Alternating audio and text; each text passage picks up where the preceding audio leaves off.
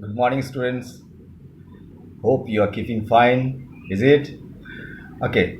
So, please take your geography book.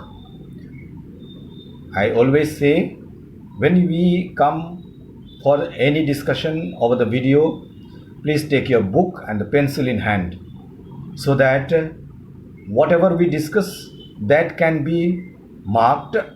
You can mark and then later on you can revise the lesson for yourself. Actually, this video is a revision for the text that or the lesson that already we have done. So I am discussing nothing new about anything, but please take your book for today. Through this video, I'd like to discuss on the points on the lesson 2 of geography, atmosphere. Okay, so atmosphere. What is an atmosphere? Atmosphere is the surrounding of the air with all its component around the earth. So whole earth is surrounded with the composition of the air. Okay, and so this composition of the air, that is mixture of different agents or different substances, different gases and all that.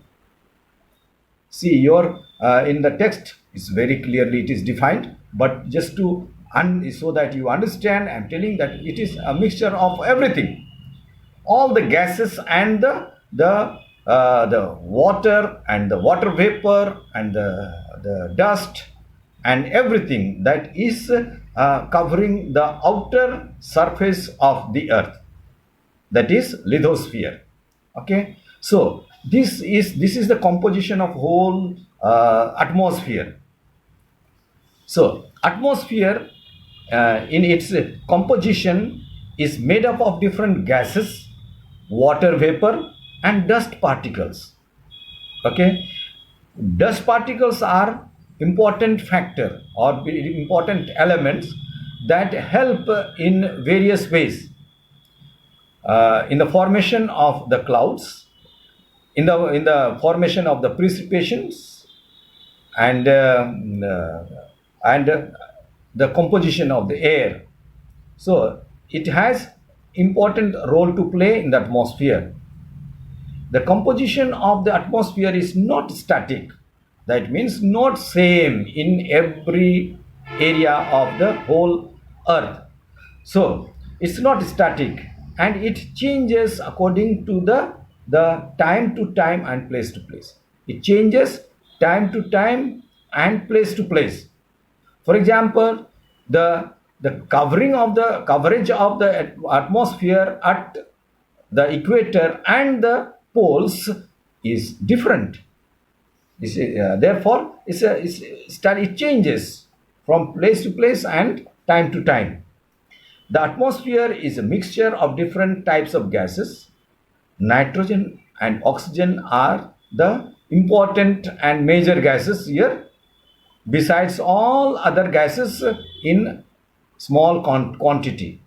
But nitrogen is present in the atmosphere in the amount of 78.8%, and oxygen is present in 20.95%. Okay, so it's nothing new, already we have seen, but and other gases are also present besides this, but these are the two important gases present in the atmosphere. The proportion of the gases changes in higher layer of the atmosphere in such a way that oxygen will be almost in negligible quantity at the height of 120 kilometer above the surface. Similarly, carbon dioxide and water vapor is found only up to 90 kilometers from the surface of the earth.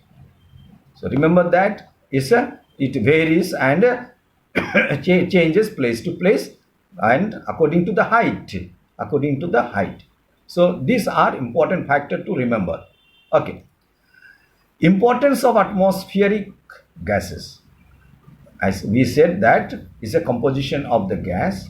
The air is a composition of the gas, and it is present in different quantity in the atmosphere, and they make the whole atmosphere is made up of different gases. So now, atmospheric gases. Nitrogen is present in all living organisms and helps in the growth of the living there.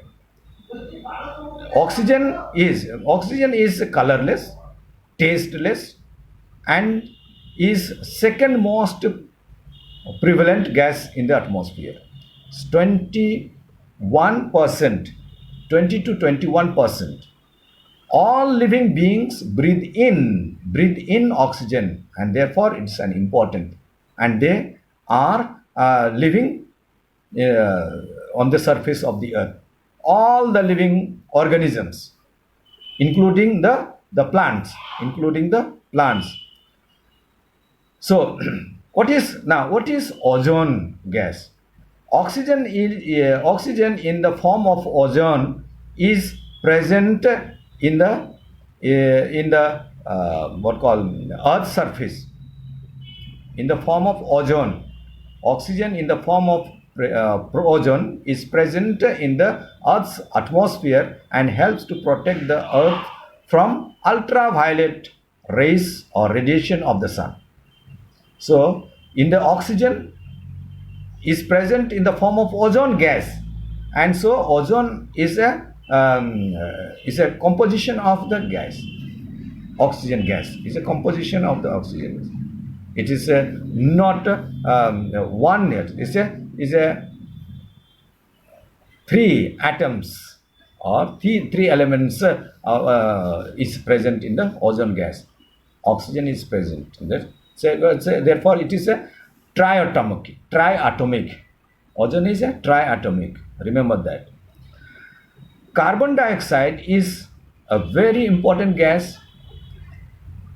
We say it is very bad. It is important. Why? As it produced by all human, animals, and microorganisms during the respiration. That means, what is respiration? Breathe in and breathe out.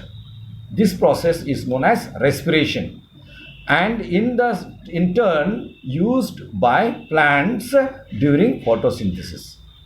So it is transparent to the incoming solar radiation. It's transparent in the solar radiation, but opaque in the outgoing terrestrial radiation. That means, if from the radiation of the sun falls to the ground, it reflects back. When it reflects back, it is this ozone layer or the carbon dioxide is opaque, is opaque, and therefore it is not able to go back to the atmosphere. What is that? Once again I repeat, sun's ultraviolet rays comes to the surface and then reflects back.